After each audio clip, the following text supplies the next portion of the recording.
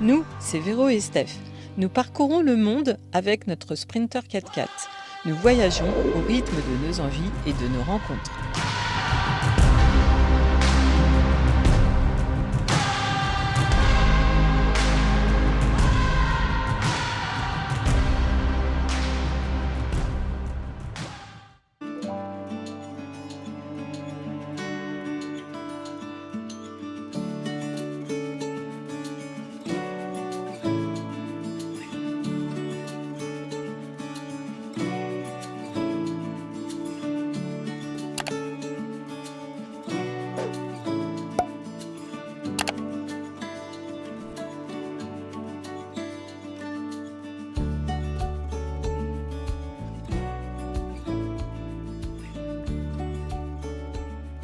Alors, nous revoilà devant le deuxième véhicule 4x4 Azalaï. Donc, je vous présente Marion et Daniel. On s'est rencontrés au Maroc et on vous a adoptés, vous nous avez adoptés et on voyage ensemble. Voilà. C'est trop bien. C'est vous qui vous êtes arrêtés quand nous étions garés. Voilà. Nous sommes venus vers vous à ce moment-là. C'est ça. Et nous étions esselés d'équipage et donc on a profité de s'associer. Et nous sommes ravis de voyager avec vous car vous êtes au top. On n'a jamais vu des gens comme ça. Alors il faut que je vous dise, ils voyagent depuis 10 ans. Maintenant. Presque 11 ans, oui. Presque 11 ans, voilà. Et en fait, ils sont retraités depuis 10 ans. Et moi, j'admire ça. Franchement, voyager comme ça, j'aurais aimé que mes parents fassent ça. Mais bon, on est loin de tout ça. Alors, par contre, vous voyagez avec une cellule Azalaï sur un autre porteur que celui que vous aviez vu tout à l'heure. Et du coup, vous allez m'en parler de votre cellule. Donc, c'est l'Azalaï. Tout à l'heure, nous étions sur la babouche, maintenant c'est l'Azalaï. L'Azalaï. Voilà. Alors, dites-moi tout. Eh bien, l'Azalaï, elle est fixée sur le châssis et on peut accéder depuis l'intérieur de la cellule à l'avant du pick-up. Ok. C'est un peu de la gymnastique, mais ça nous est déjà arrivé de l'utiliser. La première fois où nous avons voyagé... Ça maintient en forme parce qu'il faut ramper. D'accord. Voilà. Et on l'a utilisé pour la première fois quand... au début de notre retraite, à l'automne, nous sommes allés en Écosse et des fois on se levait le matin, c'était spongieux tout autour du véhicule et pour partir, on passait par l'ouverture de la vitre du pick-up qui avait été retirée pour repartir. Et aussi on l'a utilisé quand il y a des lions autour de la voiture et que Marion, on est au poste de pilotage et Marion veut prendre des photos à l'arrière, elle passe par la vitre, par l'ouverture pour aller faire des photos depuis l'arrière et moi je reste devant. Il faut toujours rester devant parce qu'après s'il y a un éléphant, il faut partir rapidement. Ok, ce que je vous ai pas dit, ce sont des passionnés de photos et franchement, ils ont un blog, mais on vous en reparlera après. On vous donnera les coordonnées dans les descriptions et comme ça, vous pourrez voir tout ce qu'ils ont fait. Vous en serez complètement baba. Alors, il faut dire aussi que c'est votre porteur, c'était une double cabine, c'est ça Non, c'est un pick-up. Ah, voilà. C'est le Toyota AGZ 79 Land Cruiser, et c'est le pick-up. D'accord. Donc la benne a été retirée et la cellule implantée. Alors, on a acheté d'occasion le pick-up, il avait déjà 236 000 km, maintenant nous en sommes à 450 000. Normalement, le moteur est donné pour 1 million de kilomètres, donc... Oh c'est costaud Toyota. Ouais. On devrait pouvoir l'utiliser jusqu'à nos 90 ans. Oh, cool. Mais moi, je vous vois bien aller très très loin. De toute façon, dans vos voyages, ça, il n'y a pas de souci. Et donc, la cellule, par contre, on l'a achetée neuve. Et on a amené le pick-up. On a revendu le plateau à la personne qui nous avait vendu, le garage qui nous avait vendu le Toyota. Il nous a installé les feux bricolés à l'arrière du châssis. On est descendu... à Martigues chez le constructeur et lui pendant un mois il a gardé le véhicule pour incorporer la cellule. Mais nous n'avons jamais eu de camping-car ni de 4x4. Le fait que la cellule soit fixe ne nous dérange pas. Par contre des personnes utilisent une cellule amovible parce qu'ils utilisent le pick-up chez eux. Comme sur la première présentation que l'on a faite. Par contre ce que je voudrais vous demander, alors quelle est la contenance de votre réservoir d'eau et votre réservoir gasoil? On a 120 litres d'eau mal. Avec 2 réservoirs de 60 litres qui sont mis de chaque côté. Ça équilibre bien le véhicule. Ok. Et pour l'essence, un gasoil, 110 litres supplémentaires. Et en tout, ça nous fait... Presque 200 litres. Ouais. Waouh, c'est quand même incroyable. 200 litres de gasoil sur un si petit véhicule, hein, finalement, parce que quand on compare avec des fourgons, là, franchement, c'est top, quoi. Et d'autant plus que quand vous partez, des fois, vous pouvez pas savoir si vous vous trompez, si vous allez au bout d'une piste et que c'est fermé et que vous pouvez pas y aller, il faut refaire tout en arrière.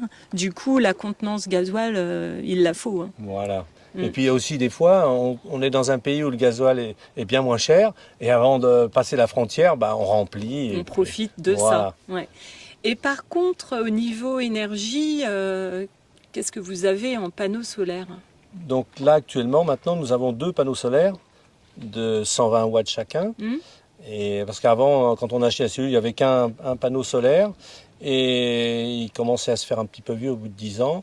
Donc j'ai dit on va en rajouter un, puis Marion me dit si tu en rajoutes un, change les 2 parce que l'autre est vieux, effectivement. Oui. Et en plus la technologie s'est bien améliorée, il se recharge beaucoup plus facilement, même si on n'est pas face au soleil. Okay. Ah oui, donc voilà. Ça a vraiment changé nos... Et la batterie alors? Alors on a 2 batteries de 80 ampères. D'accord. Pour la cellule, la partie cellule, une batterie à décharge lente. D'accord, ok.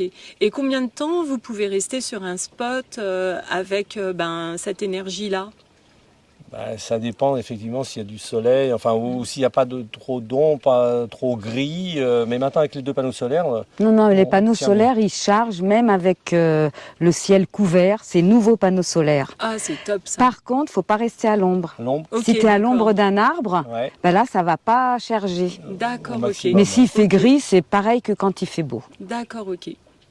Bon, moi, je vous propose d'aller faire un petit tour dans la cellule, voir comment c'est fait. D'accord? Oui. On y va? Oui. Attends 2 secondes. Nous allons visiter cette belle cellule. Donc, je vous laisse rentrer pour nous expliquer un petit peu comment elle est constituée.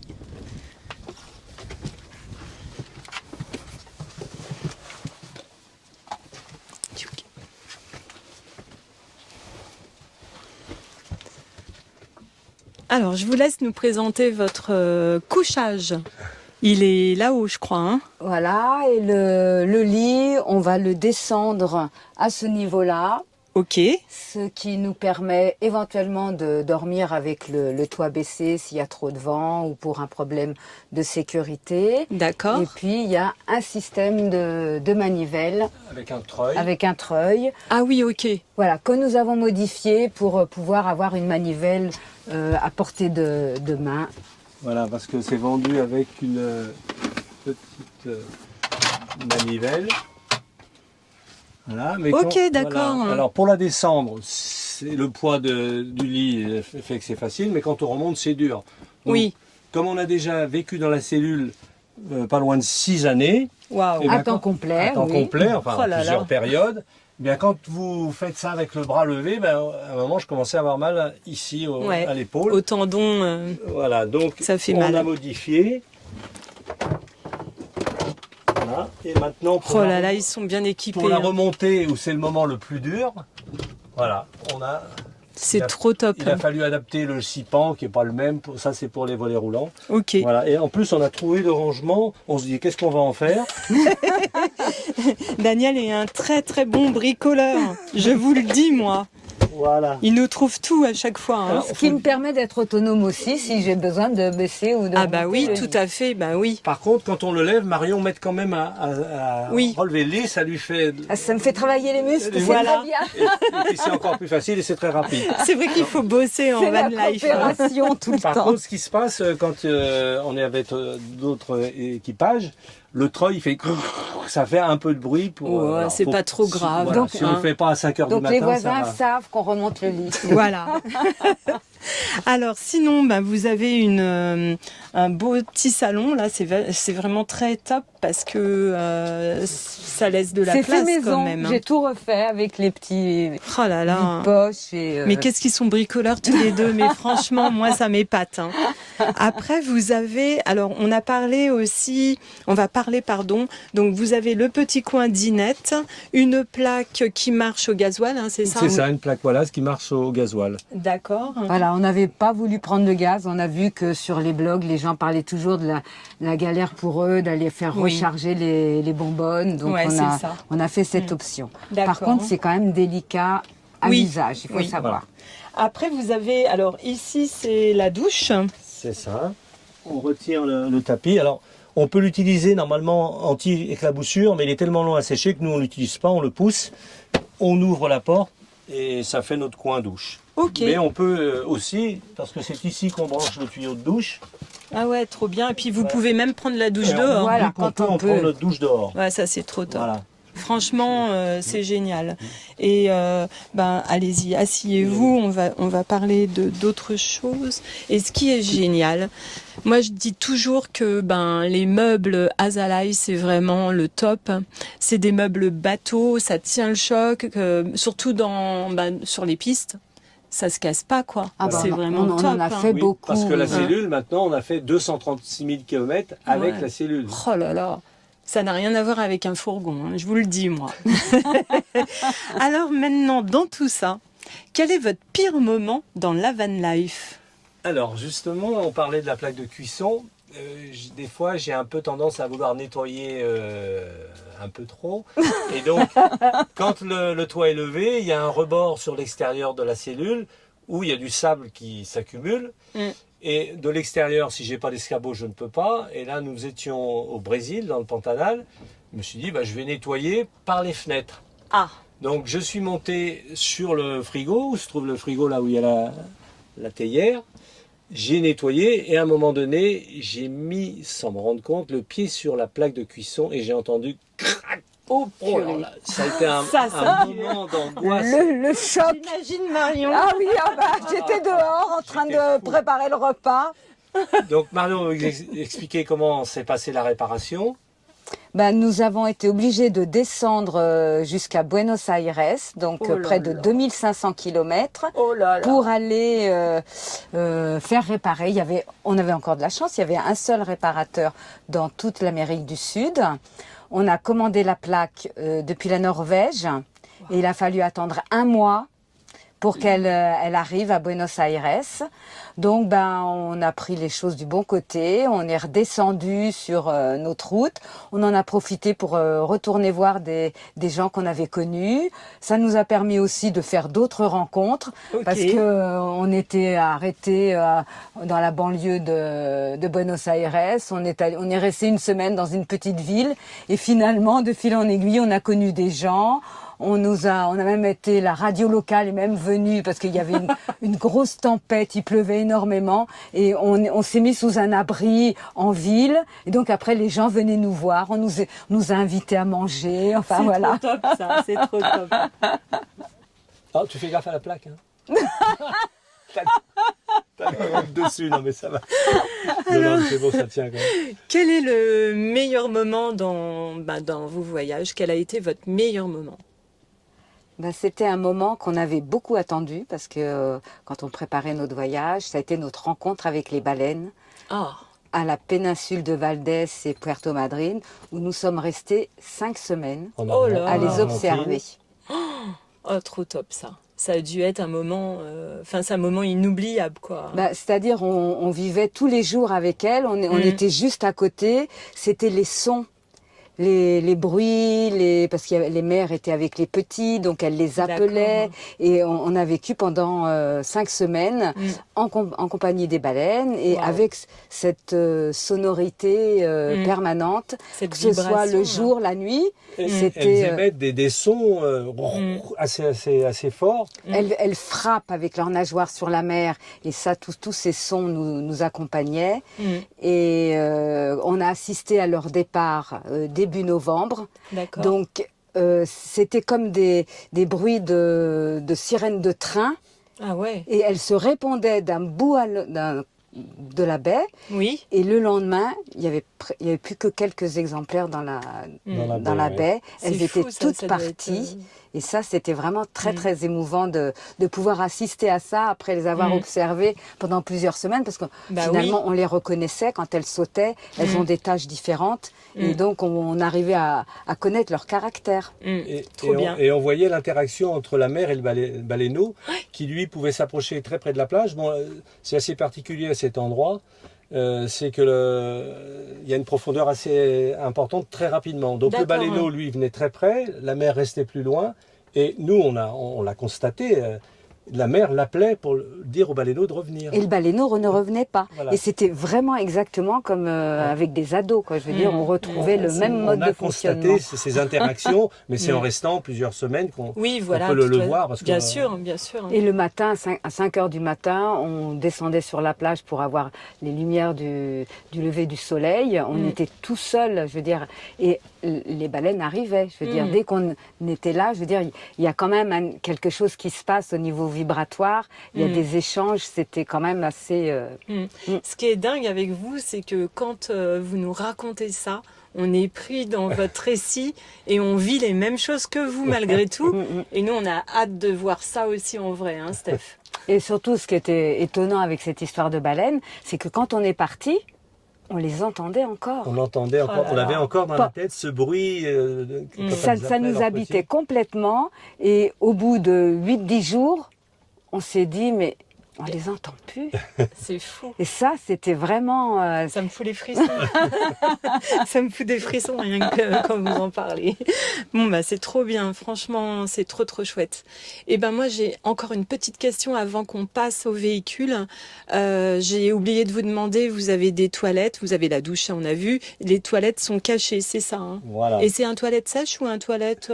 Non, c'est-à-dire que c'est le système SOC, je ne veux pas leur faire de pub. Oui, voilà, oui, quand on ouvre la trappe, il y a une aspiration. D'accord. Et quand on ferme la trappe, c'est un petit peu hermétique. Okay. Et donc, il n'y a pas d'odeur, il n'y a aucun produit. Il y a un filtre à charbon. Il y a un filtre à charbon sur l'extérieur. Qu'on change tous les 1 ou 2 ans. Pour les odeurs qui s'évacuent à l'extérieur, il y a ce filtre charbon qu'il faut changer de temps en temps. Ça fait comme une éponge. Voilà, donc d'ailleurs, j'en ai parlé à l'équipage précédent. Oui. Et il n'était pas au courant. On l'a démonté, il a dit à ça. Et en plus, il y a un petit aspirateur, c'était bouché par des insectes qui avaient fait. Oh la vache. Alors donc, il a enlevé ça. Et puis je lui ai dit, il y a le charbon, il faudrait que tu en achètes un. D'accord. Ok. Eh ben, écoutez, on va passer à l'extérieur du véhicule pour voir la motorisation et le porteur, parce qu'on n'en a pas encore parlé. Alors, est-ce que vous avez aussi un moyen d'accéder à la cabine si jamais il faut partir en vitesse? Voilà, des lions, comme j'en ai parlé. Voilà. Eh bien voilà, la solution, elle est là. Top. Ah, c'est top ça. Ah ouais. Ça suffit amplement. Voilà, en plus, le passage. Du pick-up qui a été retiré. Et puis, par contre, il y a eu un aménagement qu'on a fait qui n'existait pas. En mousse, ouais. Et on entendait un peu les bruits de roulement, les bruits de la route. Oui. Parce qu'il y avait juste une petite toile qui était incurvée comme ça sur tout le tour. D'accord. Mais dessous, c'était le vide. Ah oui, ok. Donc, d'accord. On a imaginé avec tous les deux de mettre de la mousse. Et Marion a refait toute cette partie-là. Oh là là, mais c'est des vrais bricoleurs. Et on a des amis. J'admire. Des amis qui ont une cellule Azalaï, qui eux fermaient parce qu'ils entendaient trop de bruit, mais c'était humide à l'intérieur. Ah bah oui. En roulant après. Et on leur a montré, ils l'ont fait très rapidement. Ils ont dit merci. Parce qu'ils mettaient un matelas d'enfant. Ah oui, pour cacher, pour essayer pour isoler du bruit. D'accord, ok. Eh ben écoutez, franchement, vous êtes au top. Franchement, hein. On apprend plein de choses avec vous. La capucine qui permet de ranger. Oula. Ah bah alors, Daniel, hein, voilà, c'est génial ça. T'as tout qui vient en même temps.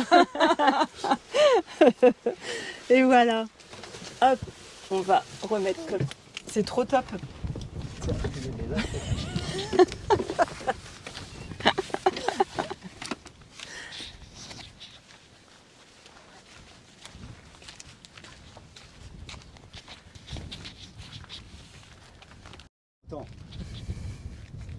Alors maintenant, on va parler du porteur parce qu'il est différent de l'autre présentation.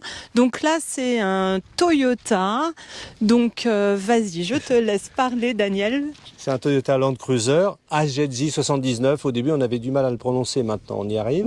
C'est un pick-up à l'origine. Donc la benne a été retirée et la cellule, le véhicule, on l'a acheté d'occasion à 236 000 km.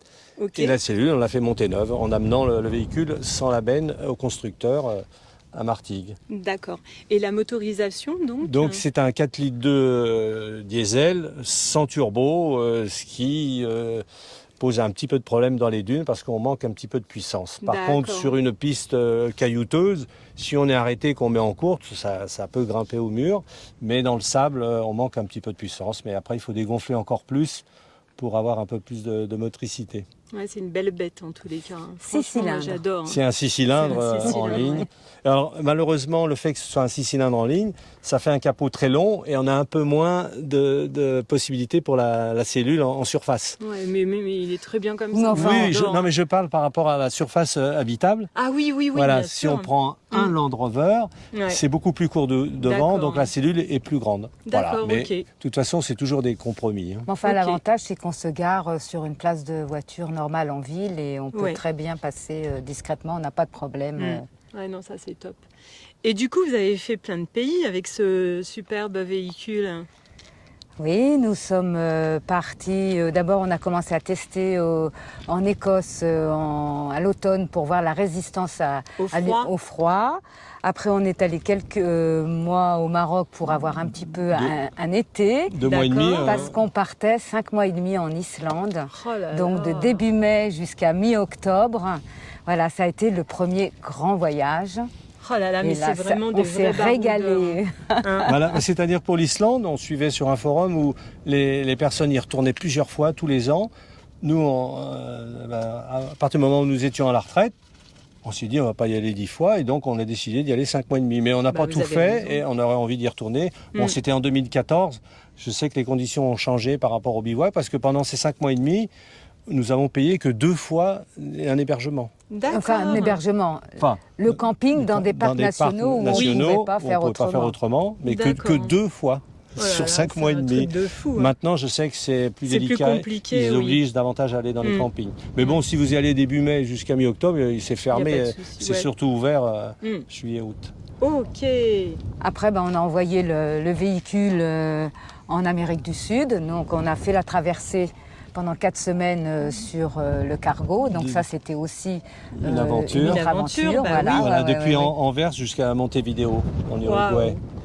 Et on est resté 7 mois en Patagonie. Oh là là.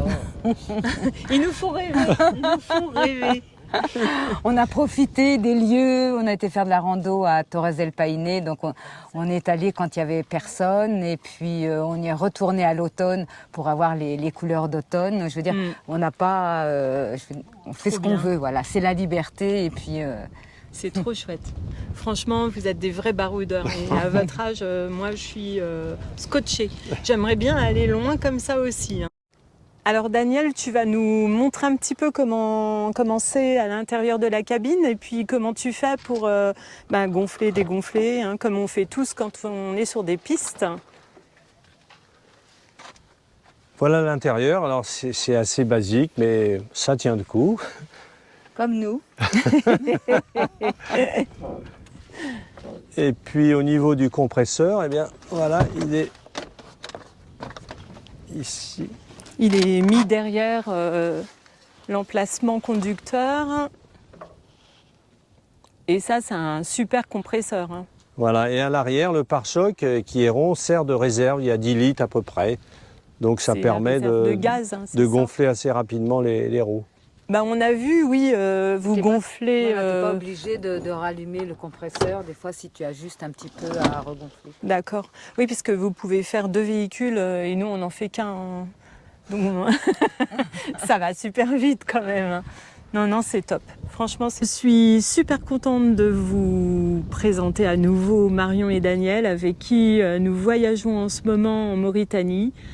Et moi, je les admire, tout simplement. Et je suis trop contente d'être avec eux. Voilà. Ben, merci. Merci beaucoup. Voilà. Pareil, Ça, on passe de très bons moments c'est tous top. ensemble.